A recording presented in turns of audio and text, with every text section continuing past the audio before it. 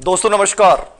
आज एक बार फिर से आप लोगों के सामने एक दुविधा की एक नई स्थिति खड़ी हो गई है और मुझे लगता है कि हम इंतजार भी कर रहे थे, लेकिन इस इंतजार की घड़ियों में ये पहली बार राजस्थान में एक अद्भुत अवसर है कि जहां ग्रेड सेकंड आपके सामने है, जहां ग्रेड फर्स्ट का बहुत जल्दी अप्रैल में कभी भी विज्ञापन आ सकता है और जहां रिट कम थर्ड ग्रेड आपके सामने है और जहां कॉलेज लेक्चरर की भर्ती आपके सामने आने वाली है। एक साल इतनी सारी भर्तियां आपके सामने हो और वहां फिर यदि हम सिलेक्शन नहीं ले पाते हैं तो मुझे लगता है कि कहीं ना कहीं हम कमजोर हैं। या तो हम अपनी अंतर शक्तियों को नहीं पहचान पा रहे हैं, या हम एक कहीं ना कहीं डिसीजन नहीं ले पा रहे हैं, या कहीं ना कहीं हमारे सामने वो स्थिति हो गई है कि युद्ध के मैदान में चारों तरफ सब अपने ही लग रहे हैं। समझ में नहीं आ रहा है कि मैं वार कहां करूं और वहां जरूरत पड़ती है एक ऐसे मार्ग निर्देशक की, एक ऐसे विचार की, एक ऐसे लक्ष्य की जो एकाग्रचित होकर केवल उसके अलावा आपको ध्यान नहीं देना है। बहुत कॉमन सी बातें याद रखना। बाधाएं कब बांध सकी हैं आगे बढ़ने वालों को, विपदाएं कब रोक सकी हैं मरकर जीने वालों को। तो राजस्थान की वीर भूमि में पैदा हुए हैं तो ज्यादा टेंशन तनाव लेने की आवश्यकता नहीं है। यह एक सामान्य प्रक्रिया है। मुझे लगता है कि हमें उत्साह युक्त होना चाहिए।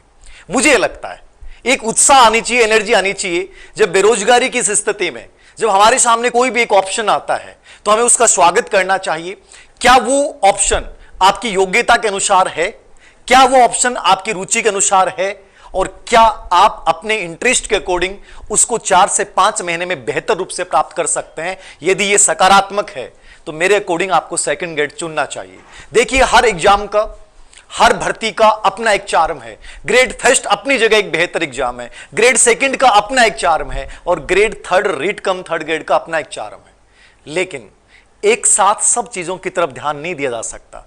चुनना तो हमें एक पड़ेगा और मैं शुरुआत से कह रहा था आपको, एक राह को चुन लीजिए और उस राह पे इतनी गजब की मेहनत करनी है कि ऐसा लगना चाहिए, क्योंकि 80% बच्चे कंफ्यूज हैं। समझ में नहीं आ रहा है कि सर ग्रेड फर्स्ट कब आ रही है, हम ग्रेड फर्स्ट कर रहे हैं, क्या हमें ग्रेड सेकंड करनी चाहिए? नहीं, यदि ग्रेड फर्स्ट कर रहे हैं तो ग्रेड फर्स्ट कीजिए, उसका भी विज्ञापन आने वाला है। हर भर्ती की अपनी संभावनाएं हैं और आप अपनी अंतर शक्तियों को पहचानिए। बार बार मैं इन चीजों को बोलता हूं। कब तक दूसरों की तरफ तलाशते रहोगे? कब तक किसी की तरफ उम्मीद भरी निगाहों से देखेंगे कि मैं करूंगा? मैंने पहले भी कहा था, आज टेलीग्राम पे मॉर्निंग में सबसे पहले मेरा ऑडियो मैसेज यही था कि सेकंड ग्रेड का विज्ञापन आ रहा है।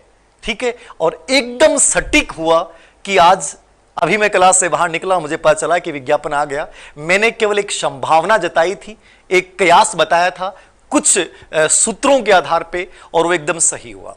अब सबसे बड़ी दुविधा आपके सामने ही आती है कि सर आपने कहा और वो चीज हो गई, लेकिन अब जिम्मेदारी आपकी बनती है। मैंने कहा कि सेकंड ग्रेड का विज्ञापन आएगा, विज्ञापन आ गया, लेकिन क्या आप इस सेकंड ग्रेड के विज्ञापन में जो ये ब्लैक स्क्रीन आपको दिख रही है और इसमें जो वाहिट शब्द दिख रहे हैं, ये याद रखना, ये प्रकाश का प्रतीक है। हम सब वाहिट ब्लैक बोर्ड हैं, लेकिन अपने आप को जो वाहिट बनाने की प्रक्रिया है ना, इसमें जो वर्ड्स ये वाहिट में लिखे हुए हैं, ये याद रखना एक गोल्डन अक्षर है।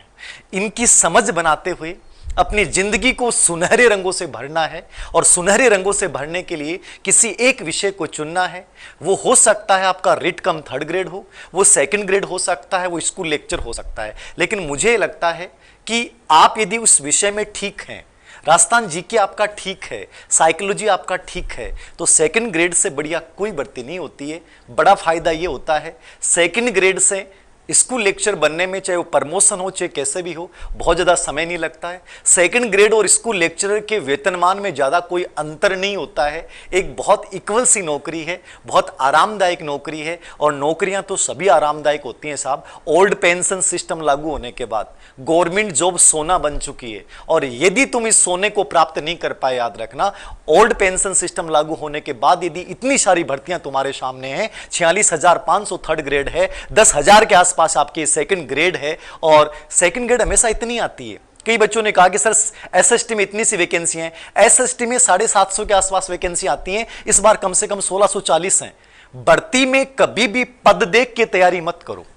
तैयारी इस बात को लेकर करो कि मैं तैयार हूं क्या, मैं फिजिकली मेंटली मैं तैयार हूं क्या। फिर कोई फर्क नहीं पड़ता कि साहब कितनी वैकेंसियां हैं, और कितने लोग फॉर्म भरेंगे, कितने लोग तैयारी करेंगे, सिलेबस क्या है, इन चीजें कोई मायने नहीं रखती हैं। मायने रखता है कि सर आज विज्ञापन आया है और आज मेरे रूम की, स्टडी रूम की दीवारों पे लग जाएगा कि साहब मेरा ये सिलेबस है, और सिलेबस निकालने के बाद आज से मेरा टाइम टेबल होगा। और अपने आप को चैलेंज करते हुए सर ये वादा करता हूं अपने आप से कि आने वाले 4 महीने नॉर्मली अपने मान के चलें कि विज्ञापन आज आया है और अंतिम तिथि अभी बताऊंगा, मैंने पूरा पढ़ा नहीं है, बस चर्चा करूंगा आपके साथ। अंतिम तिथि के बाद 4 महीने कम से कम मान के चलिए, उसके बाद एग्जाम की पॉसिबिलिटी है। तो मेरा एक कयास है, मेरा एक अनुमान है कि सितंबर अक्टूबर में कभी भी आपका एग्जाम हो सकता है नवंबर में भी हो जाए, ठीक है। लेकिन एक सितंबर अक्टूबर एक सुरक्षित स्थिति में बता रहा हूं, जो मुझे लगता है कि ऐसा होना चाहिए, क्योंकि आरपीएससी फिलहाल अपने एग्जाम्स एक कैलेंडर के अकॉर्डिंग और एक शेड्यूल के अकॉर्डिंग जारी कर रही है।